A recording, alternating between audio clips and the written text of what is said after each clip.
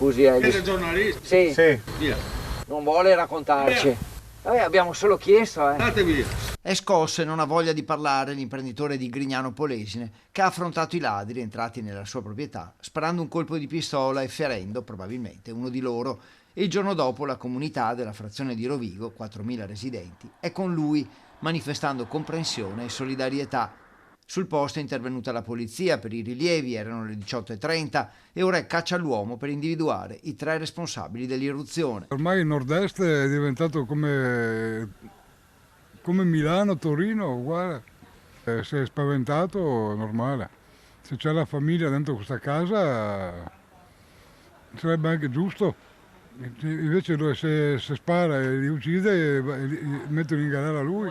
Preoccupati, insomma, sì, quando si sentono queste cose la preoccupazione c'è sempre, ecco, però voglio dire, finché non ti tocca va anche bene, dopo quando chi tocca, poveretti, insomma, capisco il loro stato d'animo. arrivare a sparare addirittura. Insomma, sai, quando uno ti viene in casa non sai mica chi ti viene dentro, cosa ti può fare, cosa non ti può fare, la prima cosa che uno pensa è quella di difendersi. L'uomo, che si è trasferito a Grignano pochi anni fa, non è molto conosciuto in paese. Avrebbe subito altri 3 furti nella sua abitazione, in questa frazione di Rovigo. Non si sa mai come uno reagisce, l'adrenalina, la paura, la tensione, tante cose, lì è difficile capire e dare, cioè sparare è sempre estremo, però comunque va capita un attimo la situazione. Spero che l'abbia preso anche perché stanno rompendo un po', Tanto poi cosa succede? Niente.